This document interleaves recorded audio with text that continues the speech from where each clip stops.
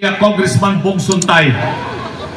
Kasi pag ibinalik natin si Bong Suntay sa Kongreso, may 3 siyang senador na galing sa 4th District ng Quezon City na kasama sa Senado.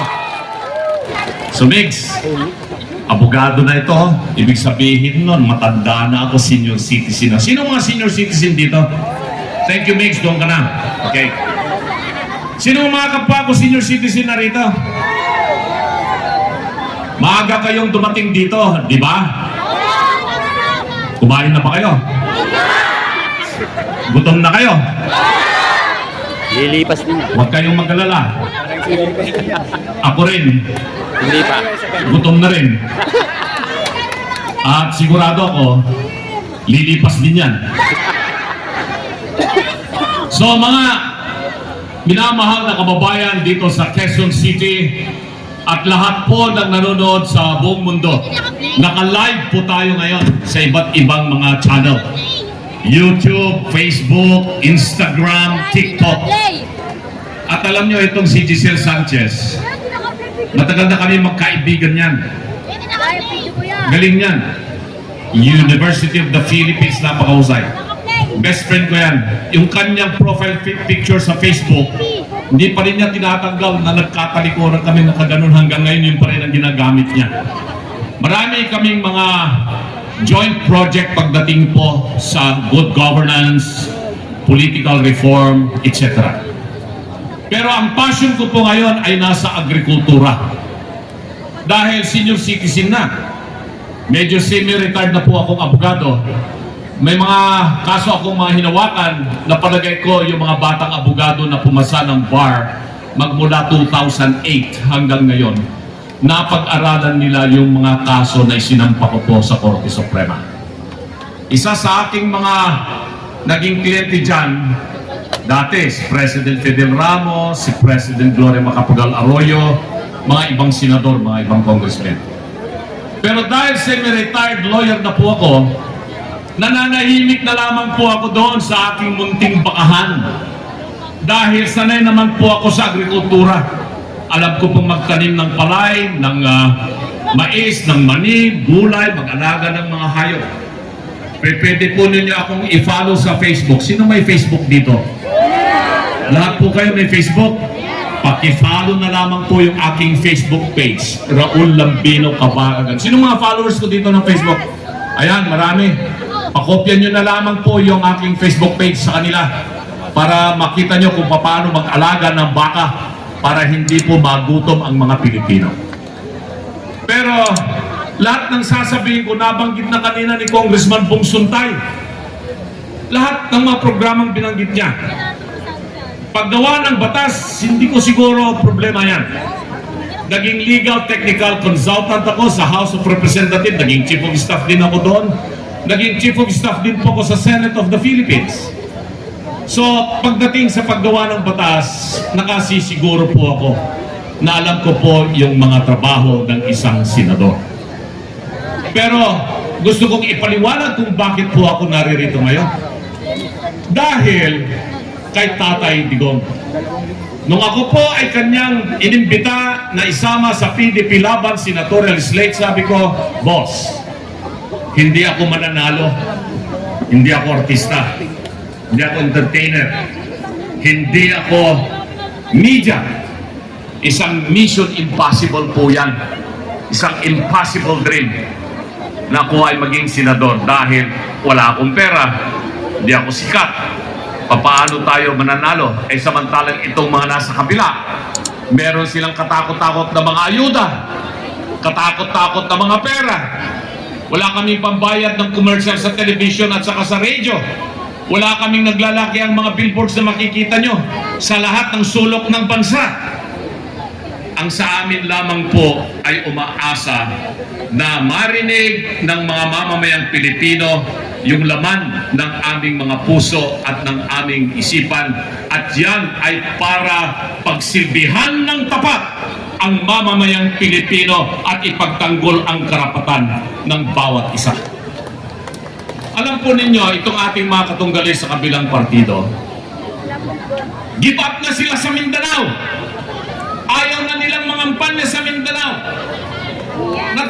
Dapat sila.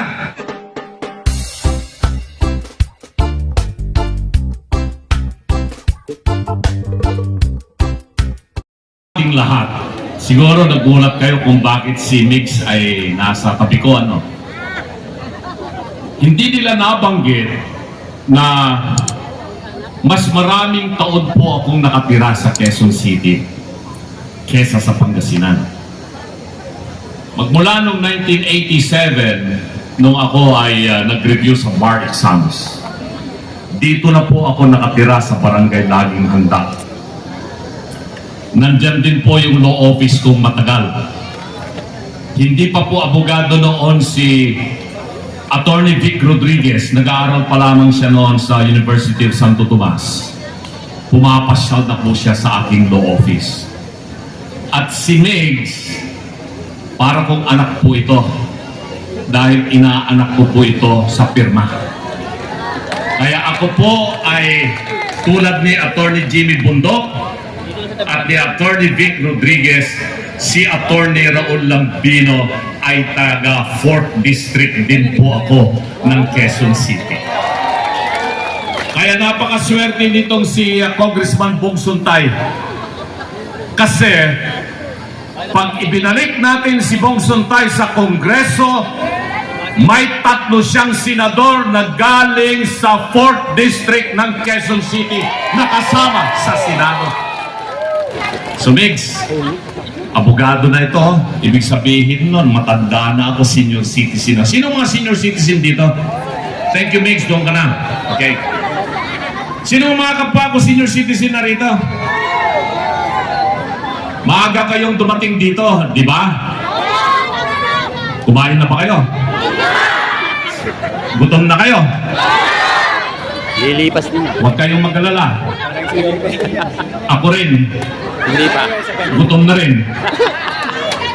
At sigurado ako, lilipas din yan.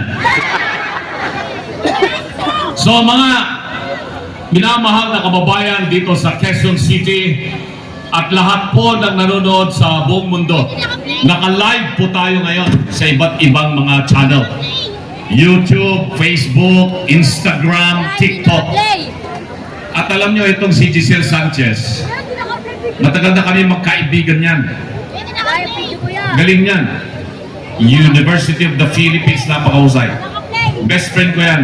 Yung kanyang profile picture sa Facebook, hindi pa rin niya tinatanggal na nagkatalikuran kami nakaganon hanggang ngayon, yun pa rin ang ginagamit niya.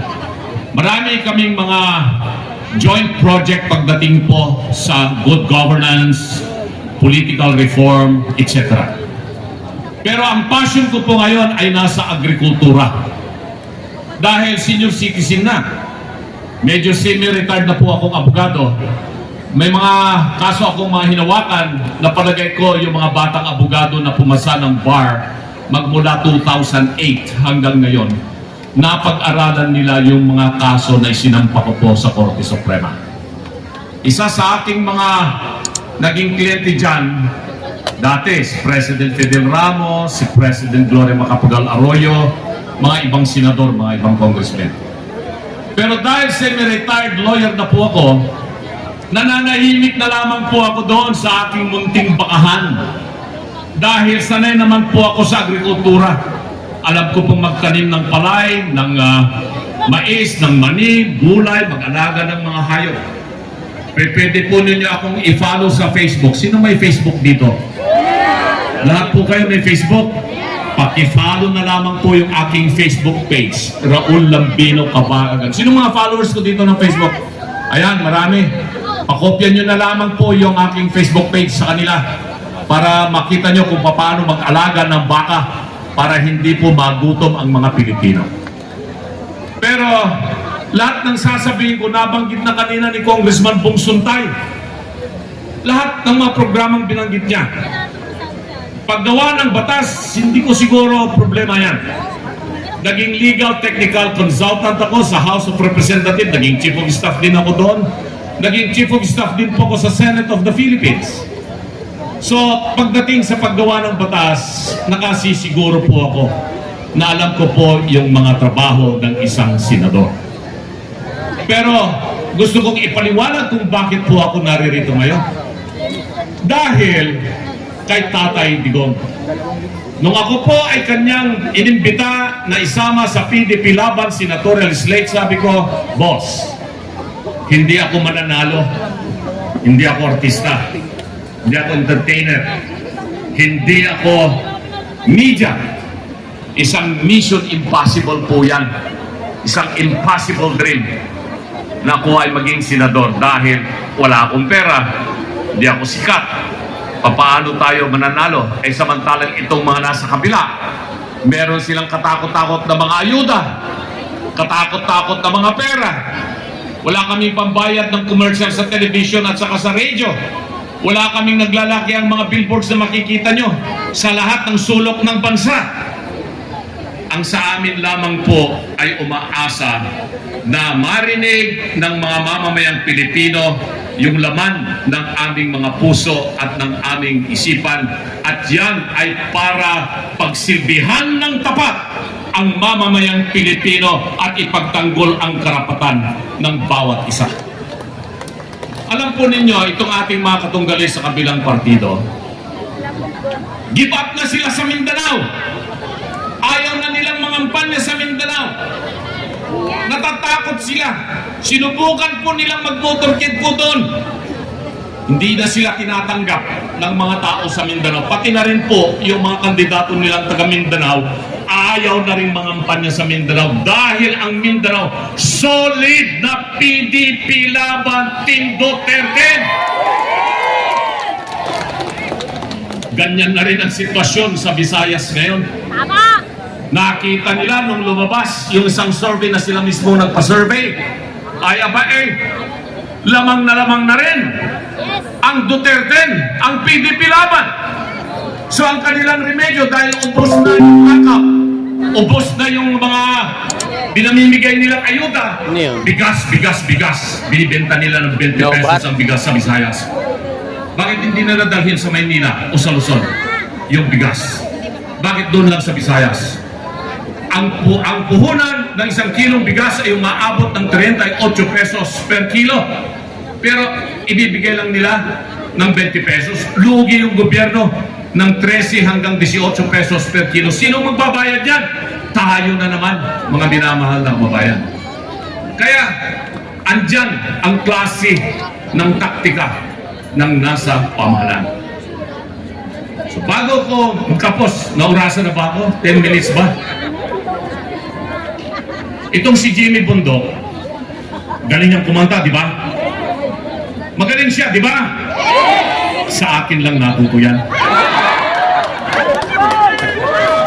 Magaling siya abogado, di ba? Batang abogado. Sa akin na rin natuto yan.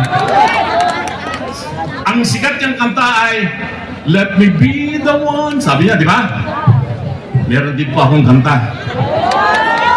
Ang kanta ko ay Let It Be Me. Yung mga matatanda, alam niyo Let It Be Me? I bless the day I found you. I want to stay around you.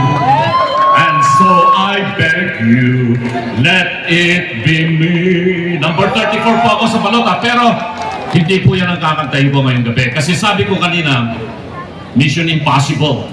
Impossible dream na mananalo ako. Sabi ni Executive Secretary Vijaldea, paborito mo naman si Tom Cruise, di ba, ng Mission Impossible. May pelikula siyang ilalabas, di ba? Last Reckoning ba yun? Panoorin niyo, Tom Cruise. Sabi niya sa akin, paborito mo si Tom Cruise. Pero alam mo ba, Raul, pareho kayong gwapo ni Tom Cruise. Pero mas magaling ka. Kasi si Tom Cruise hindi marunong kumanta, ikaw marunong kumanta. Mapapatunayan ngayon kung bakit naging magaling na singer si Jimmy Bundok. At pakinggan po ninyo kung kanino siya natuto. Nakanda na ba yun?